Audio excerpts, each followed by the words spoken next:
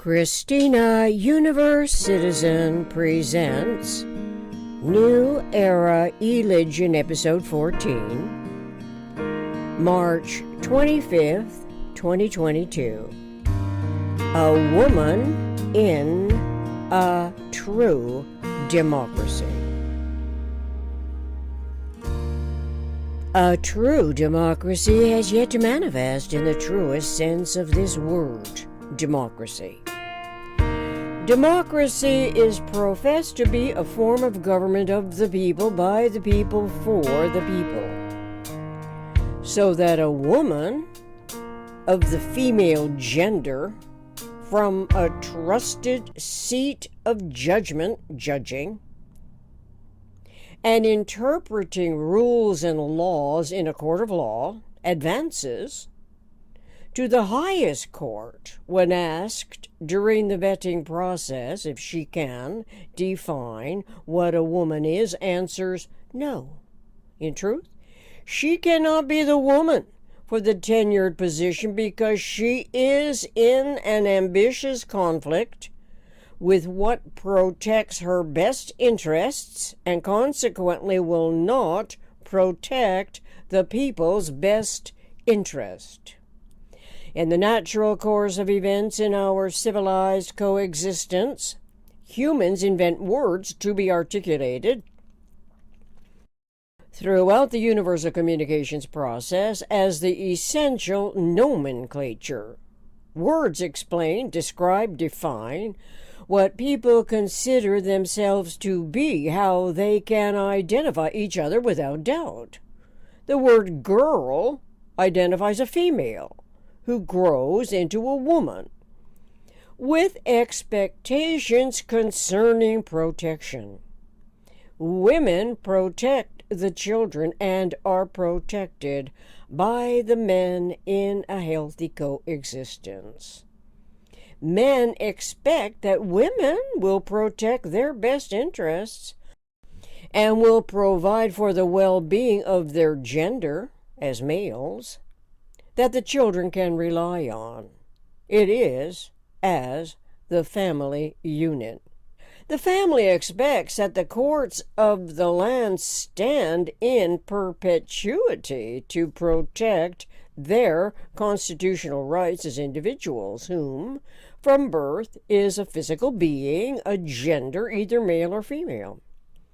The male gender or the female gender does not engender fear about being a girl or a boy, a female or a male, but societal expected behavior can indicate preferred identity and the contemporary adaptations that differ from the traditional roles expected from each other to be played as integrals of the survival game in the least complicated, most protected environment. It gets more confusing and self-other deluding when the fear-engendered implications stem from socio-political, increasingly more ambitious agendas. Be that as it may, males and females procreate to produce a child or children.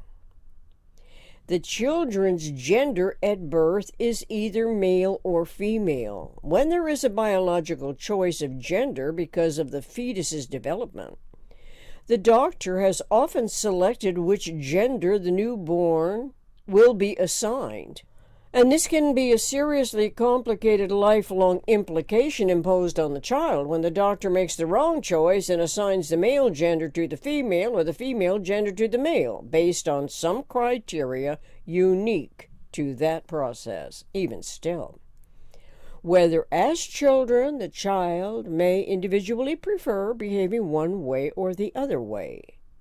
Behaving physically can reveal a range of emotional reactions and preferences to role-playing, sometimes using toys and games. The children are given these artifacts by adults who typically select what is available from a retail resource. Or the parents make toys for the children's imagination, as the boys tend to emulate the men and the girls tend to emulate the women. Sometimes the boys emulate the mother, and the girls emulate the father. Typically, and unless other factors interfere with survival needs, the woman is the mother. The man is the father. The parents protect the children. Children can protect each other as siblings and playmates, which is a natural inclination against harm.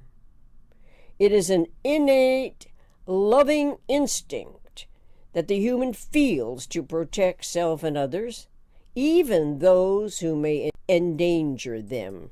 Then it is a protective measure related to survival.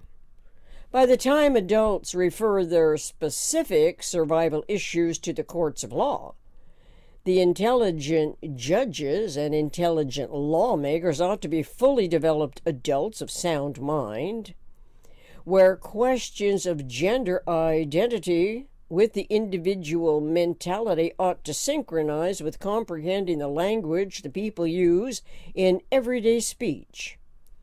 It is the language that clearly refers to the male as a man and the female as a woman of the greater proportional humanity population. The macrocosm whole, WHOLE, population of males and females, men and women coexist to procreate the human species. The greater majority in a population exemplify species survival.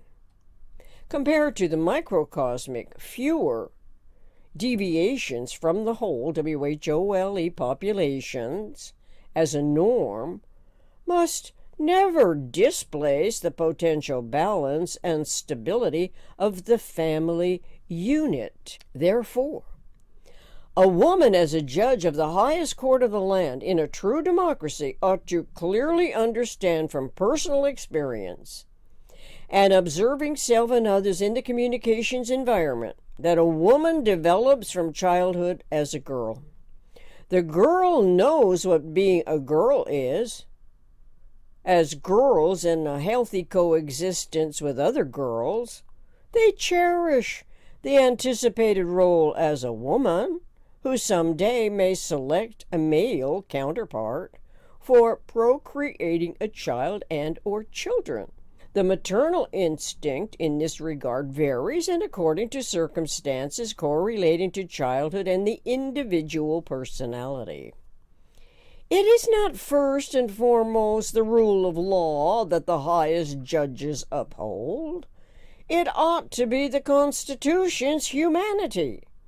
The Constitution's humanity can be absent from the lawmaker's political ambitions, where power and authority rationalize and justify making harmfully devised laws that often profit at the people's expense. The highest court in a true democracy would highly value the Constitution's anticipated, as yet to be fully evolved humanity, self-assurance that the particular position of honor must always be where eternal wisdom presides. It is not a parroting position to uphold the rule of law. Instead, and more accurately, it is to interpret the complexities of the universal communications process, correlating to humans in the language humans require to express their consciously acquired knowledge as evolution beings. It is also to discover the most economical way of behaving relative to unity in self and universe. As humans coexist to survive every trial and error, mistake-making, experiential experimental learning process throughout the evolution of a true democracy. Thank you.